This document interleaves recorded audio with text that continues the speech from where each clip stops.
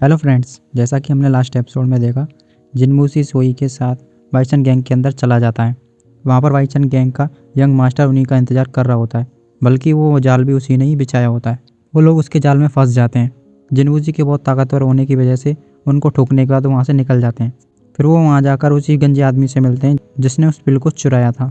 वो जिनवू को रोकने की बात कर रहा होता है। अब आगे शुरू के सीन में वाइचन गैंग के यंग मास्टर को दिखाया जाता है, जो कि एक सोफे पर लेटा होता है और उसके आदमी इधर उधर खड़े होते हैं।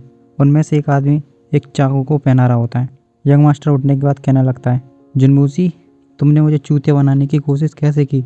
जब मैं एक बार तुमको पकड़ लूँगा तब मैं तुम्हारे छोटे छोटे टुकड़े करके कुत्तों को खिला दूंगा।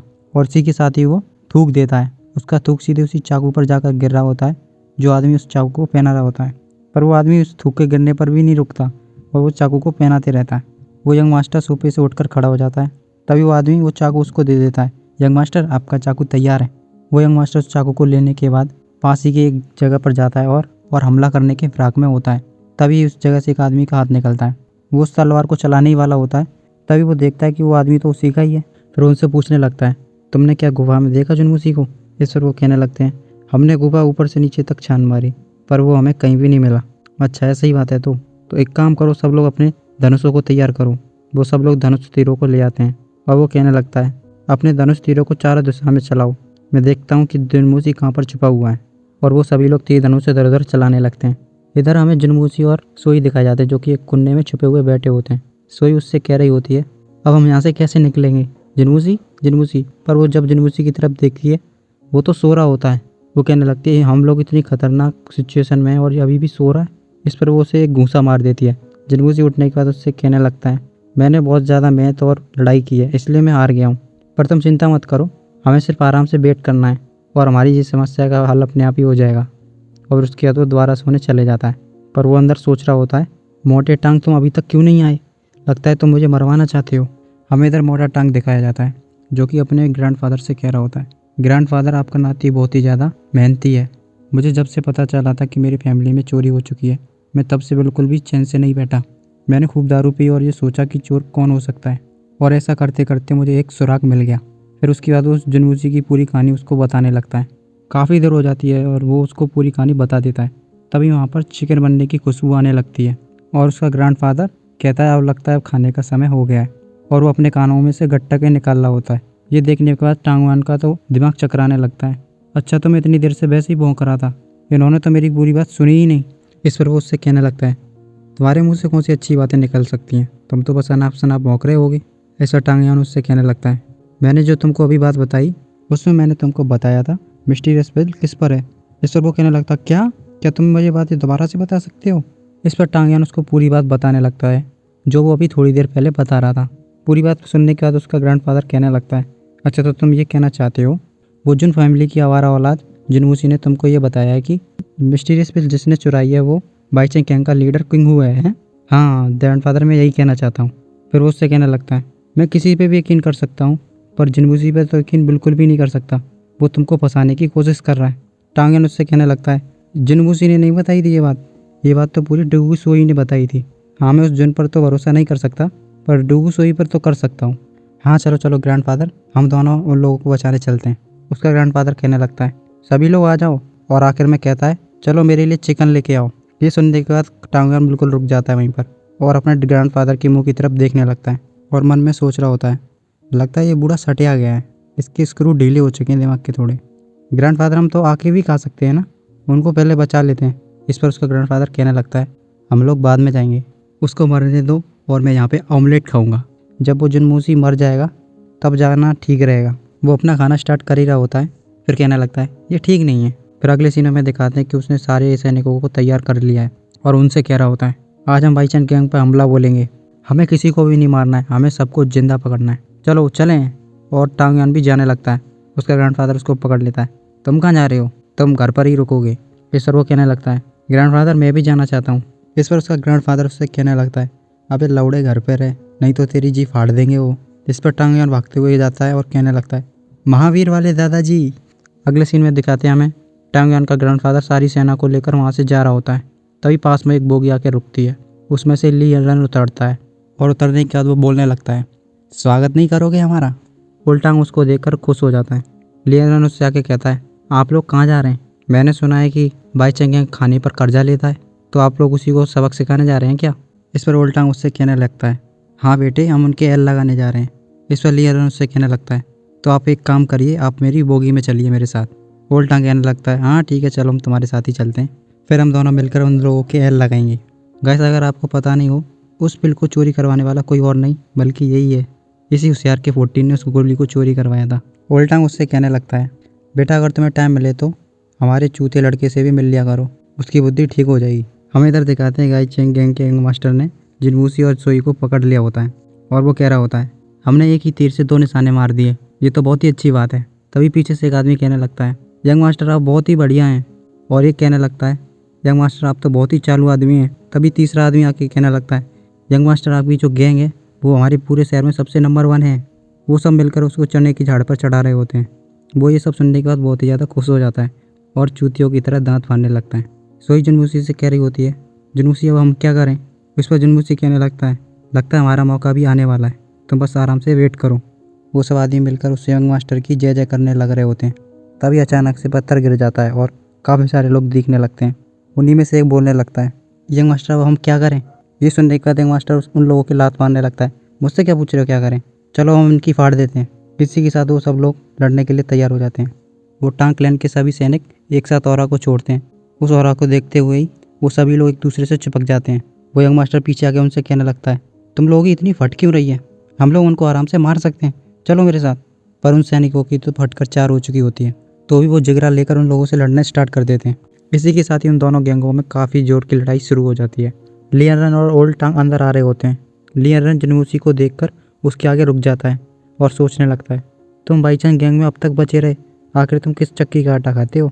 जुनवूसी सोच रहा होता है, तुम बाईचंग गैंग तक आ गए, पर मुझे अब डर है तुम अब अपनी अकल की पूछ को छुपा नहीं सकते। ओल्ड टांग लड़ाई को देखने की कोशिश कर रहा होता है क्योंकि वो दोनों उसी के आगे खड़े होते हैं और वो आखिर में परेशान होकर उन दोनों को धक्का मार देता है और कहता है, बीसी आगे से हटो, अब अच्छा लग रहा है देखने में। जुनवूसी एक सैनिक के आगे आके गिरता है। वो सैनिक उससे कहने लगता है, जुनवूसी तुम बहुत ही ज़्यादा कमज़ोर हो, और अपनी तलवार से उस पर हमला करने वाला होता है। तभी जुनवूसी उसमें एक घूसा मारता है और एक चाबुक से उसे लपेटकर दूर फेंक देता है और कहने लगता है, कौन कह रहा था कि मैं कमज़ोर हूँ? इतनी बेइज्जती हो जाने के बाद वो आदमी अपनी मुँह को छुपाने लगता है और काफ़ी सारे लोग जुनवूसी पर हमला करने लगते हैं, पर जुनवूसी एक एक करके उन सबको धोने लगता है। पास ही में खड़े सोई और ओल्ड टांग ये सब देख रहे होते हैं। ओल्ड टांग अपने हाथ में घर से चिकन लेके आया होता है जो कि आराम से खा रहा होता है। इधर हमें लियरन को दिखाते हैं जो कि अपनी कलाबाजी को दिखाने लगता है। अगर जुनवूसी जलवा दिखा रहा है तो मैं क्यों पीछे हटूँ? ओल्ड टांग उसकी कमर को देखने के बाद कहने लगता है, अगर कितना अच्छा होता कि मेरे नाती के पास भी ऐसी कमर होती तो। लियरन लड़ते लड़ते आगे बढ़ रहा होता है और वो बाईचंग गैंग के यंग मास्टर को मारना चाहता था। तभी ओल्ड टांग वहाँ आकर उसको बचा लेता है और उसकी गर्दन को पकड़ लेता है। बताओ तुम्हारा बाप कहाँ पर है? इस पर वो कहने लगता है, मुझे नहीं पता कहाँ है। इस पर वो उससे कहने लगता है, कितना प्यारा बेटा है। इसके बाद वो उसे लेकर एक पास की चट्टान पर चढ़ जाता है और उसको गर्दन पकड़ कर लटका देता है। तुम्हारा बेटा मेरे हाथ में है, अगर तुम अब भी नहीं आए तो ये मर जाएगा। तभी वहाँ पर एक गंजा आदमी आ जाता है और वो ओल्ड टांग से कहने लगता है, तुम यहाँ पर श्रमदान के लिए आए हो, पर मुझे डर है कि उस गोली को तुम ही ने चुराया है। इसके बाद ओल्ड टांग नीचे आता है और उससे कहने लगता है, तुम उस गोली का इल्ज़ाम मेरे पर डाल रहे हो? भला मैं अपनी गोली क्यों चुराऊँगा? जुनवूसी उसको ऐसा कहते हंस जाता है और कहने लगता है, लगता है बाप बेटे दोनों खिसके हुए हैं। तभी उसके पीछे से लियरन एक टेबल पर जाता है और उस टेबल में से चाय को करने लगता है। ओल्ड टांग उससे पूछ रहा होता है, तुमने पूरी गलत जानकारी पूरे शहर में फैला दी। मुझे पता है ये तुम्हारा काम नहीं है, और जल्दी से बताओ ये काम किसने करवाया तुमसे? लियरन तभी कहने लगता है, मास्टर क्यों, अच्छा रहेगा कि तुम सब कुछ मिस्टर टांग को बता दो। चलो इसी बात पर हम सब लोग बैठकर चाय पीते हैं और बात करते हैं। जुनवूसी उसे बीच में रोक लेता है और कहने लगता है, इतनी बढ़िया चाय हम उसको कैसे दे सकते हैं? लियंग मास्टर चलो हम उसको साथ बैठकर पीते हैं, और उसको एक टेबल पर जाकर बैठा लेता है। पर लियरन जुनवूसी को देखते हुए उस चाय को पीने लगता है। इधर हमें ओल्ड टांग को दिखाते हैं। वो कह रहा होता है, क्यों, मुझे जल्दी बताओ कि कौन है, नहीं तो तुम्हारा बेटा मर जाएगा। इस पर उसका बेटा कहने लगता है, फादर जल्दी से बता दो, हम लोग तो वैसे भी वो इंसान नहीं है जो अपने वादों को निभाते हों। इस पर क्यों उससे कहने लगता है, अगर मैंने ये बात तुमको बता दी तो तुम्हारे संग का आदमी गुस्सा हो जाएगा। इस पर ओल्ड टांग उससे कहने लगता है, तुम उसे गुस्सा हो जाने दो, तुम मुझे खाली बस बताओ और इस बात की चिंता मत करो, मैं तुमको बचा के रखूँगा। तभी गुंगू उसे बताने लगता है इसके पीछे जो आदमी है उसका नाम। तभी हमें जुनवूसी और लियरन को दिखाते हैं। उसे एक आदेश का साइन देता है, उसमें वो कह रहा होता है, मार दो। पर जिनवूसी उसके हाथ को पकड़ लेता है, पर वो उसकी चाल को समझ नहीं पाता आखिर ये करना क्या चाह रहा था। तभी गुंगू पास में देखता है कि उसके ऊपर हमला आ रहा होता है और वो ओल्ड से कहने लगता है, ओल्ड मुझे बचाओ। उस हमले के कारण ओल्ड पीछे हो जाता है और कहने लगता है, गुंगू को बचाओ। तभी हम एक आदमी को देखते हैं जो कि मकोड़ा पहन के होता है। उसके डर के मारे वो दोनों ओल्ड की तरफ भाग रहे होते हैं, पर वो आदमी कई हमले करता है। उनमें से एक हमला उसके बेटे को लगता है, जिसकी वजह से वो वहीं पर ख़त्म हो जाता है। उसका बाप भी उसे बचाने आता है, पर उसके भी लग जाता है और इसी तरह से बाप बेटे का खेल ख़त्म हो जाता है। कई सारे सैनिक उस मकोटे वाले आदमी को घेरने जा रहे होते हैं, पर वो एक ही तलवार के स्लैश से सबको मार देता है और उस गुफा से भाग जाता है। ओल्ड कहने लगता है, बाई चांस गैंग के सभी आदमियों को पकड़ लो। आखिर इन सब लोगों की हिम्मत कैसे हुई खाने पर कर्जा मांगने की। उधर जिनवूसी सोच रहा होता है, मुझे पता है कि ये किसने किया है। अगले सीन में दिखाने लगते हैं, ओल्ड जिनवूसी के पास खड़ा होता है और वो उसी आदमी को देख रहा होता है जो जिनवूसी को पहले पकड़ना चाहता था। वो कह रहा होता है, यह आदमी हिसाब करने का देवता है, इसको मेरा घर कई सालों से ढूंढ रहा है। और आगे भागते हुए जाने लगता है, मास्टर हमारी फैमिली तुमको कई सालों से ढूंढ रही है, चलो हमारे घर। तभी सोई जिनवूसी के पास आ जाती है। जिनवूसी कह रहा होता है, टांगयान ने आदमी तो भेज दिए पर वो क्यों नहीं आया। इसके बाद हमें टांगयान को दिखाते हैं जो कि एक स्कूल से बाहर निकल रहा होता है। जिनवूसी और सोई उसको देखकर हंसने लगते हैं और कहते हैं, टांगयान कब से स्कूल जाने लगा। टांगयान लोगों को देखने के बाद तुरंत ही उनके पास आ जाता है। जिनवूसी को उस पर हंसते हुए देखकर वो उससे कहने लगता है, ये सब मैंने तुम्हारे लिए किया। जिनवूसी कह रहा है, हमारे लिए। फिर वो बताता है कि उसके दादा ने उससे वादा मांगा था, वो तुमको तभी बचाने जाएगा जब मैं स्कूल जाने के लिए तैयार हो जाऊंगा। और इस तरह से मैं इस स्कूल के लफड़े में फंस गया। जिनवूसी उससे कहने लगता है, मैंने कभी नहीं सोचा था कि तुम मेरे लिए इतनी बड़ी कुर्बानी दोगे। कुर्बानी से याद आया, मैंने एक पिक्चर देखी थी मिथुन चक्रवर्ती की, कुर्बानियन। उसमें 3 गुंडे हीरो की पत्नी के साथ रंगरलियाँ बना रहे होते हैं और वही मेरा फेवरेट सीन है। चलो ये सब छोड़ो, तो ये बताओ तुम्हारा पहला दिन कैसा रहा स्कूल में। इस पर वो कहने लगता है, स्कूल तो नरक से भी ज़्यादा खतरनाक है। अगले सीन में हमें दिखाने लगते हैं, ओल्ड टांग और काफ़ी सारे फैमिली के हेड वहाँ पर खड़े होते हैं। वो एम्परर से कह रहा होता है, सन गोली के बारे में जो अफवाह फैलाई गई थी वो वाईचन गैंग ने फैलाई थी और मैंने वाईचन गैंग का सफाया कर दिया है। और इसी के साथ ही मैं उसके सारे रुपए ले आया हूँ और वो सारे रुपए सरकारी खजाने में जमा होंगे। इस पर एम्परर कहने लगता है, टांग तुमने बहुत अच्छा काम किया इस बार, और मैंने सुना कि टांग फैमिली और जुन फैमिली के यंग मास्टरों ने बहुत अच्छा काम किया, खासकर जिनवूसी ने। इस पर उसका दादा बाहर निकल कर कहने लगता है, जिनवूसी हमारा बेटा है और हमें उस पर फ़ख्र है। एम्परर कहता है, इसी खुशी के अवसर में यहाँ पर एक जश्न होगा। तभी हम अगले सीन में दिखाते हैं, एक काफ़ी ज़ोरदार जश्न हो रहा होता है। वहाँ पर कई सारे लोग बैठे होते हैं। वहीं एक टेबल पर हमें दिखाते हैं जिनवूसी और टांगयान बैठे होते हैं। जिनवूसी टांगयान से कह रहा होता है, आज से तुम कोर्ट में काम कर सकते हो और तुम्हारे कई सारे दोस्त बनेंगे जो कि पावरफुल फैमिली से होंगे। इस पर टांगयान उससे कहता है, भूल जाओ, मैं उन जैसा तो बिल्कुल भी बनना नहीं चाहता। तुम उनके बारे में थोड़ा भी जानते हो। उन लोगों ने जितना भी सीखा है वो सब किताब से रट के बैठे हैं और उन्होंने किताबी ज्ञान से सीखा है कि लोगों को कैसे शांत कराते हैं। इसमें कोई भी वजह नहीं है। अगर मैं उन लोगों की तरह करूँगा तो मेरे पेट में खुजली मचती रहेगी, क्योंकि किताबी ज्ञान कोई भी काम का नहीं है। असली ज्ञान तो वो है जो तुम अपने आप से सीखो। वैनसिंग अकेडमी कितना बड़ा नाम है, पर तुम मुझे एक भी पावरफुल आदमी बता दो जो वैनसिंग अकेडमी से निकला हो, मैं थूकता हूँ ऐसी अकेडमी पर। फिर उसके बाद वो जिनवूसी को गले में हाथ डालकर कहने लगता है, हम दोनों लोगों को पता है कि हम अच्छे आदमी नहीं हैं। हम चाहे कितने लोगों को भी परेशान करते हो, पर उससे सभी लोग परेशान नहीं होते। पर वो लोग हमारी तरह नहीं है, क्योंकि उनके दिमाग में सिर्फ कीचड़ और गंदे ख्याल रखे होते हैं। अगर इन जैसे लोग कोर्ट में पहुंच जाएंगे तो हज़ारों लोग रोज़ मरेंगे। ऐसा करते करते जब उनका मरने का समय आएगा तब वो ये भी भूल चुके होंगे कि उन्होंने कितने लोगों को मार दिया। अब बताओ कि कौन बुरा है, हम लोग बुरे हैं या फिर वो लोग बुरे हैं। जिनवूसी ताली बजाते हुए कहने लगता है, बहुत अच्छा काम मोटे, तुम्हारी बात तो माननी पड़ेगी। आज तुमने खुशी खुशी में बहुत कुछ बोल दिया और इस खुशी के मौके पर मैं तुम्हें एक शराब का पौवा पिलाना चाहता हूँ और आज से हम दोनों लोग ब्रदर हैं। इस पर मोटा कहने लगता है, हम लोग तो पहले से ही भाई भाई थे ना।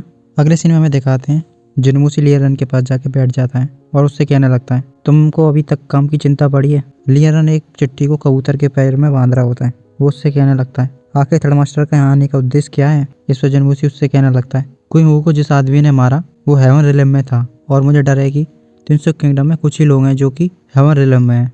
तो मैं ली ब्रदर से एक सहायता मांगना चाहता हूँ कि वो ये पता करें कि आखिर ये आदमी कौन है। इस पर लियरन उससे कहने लगता है, मुझे डर है कि यंग मास्टर गलत आदमी से पूछ रहे हैं। अगर तुम्हें इस बारे में कुछ भी जानना है तो जस्टिस पवेलियन से जाकर पूछो। इसके बाद वो वहाँ से उठकर चला जाता है। अगले सीन में हमें दिखाते हैं कि आदमी कई लड़कियों के साथ वहाँ डला होता है। उसके चेहरे पर भी मास्क होता है। उसके पास लियरन का कबूतर पहुँचता है और उस चिट्ठी को पढ़कर वो खुश होने लगता है। इसी के साथ ये एपिसोड खत्म हो जाता है। मिलते अगले एपिसोड में।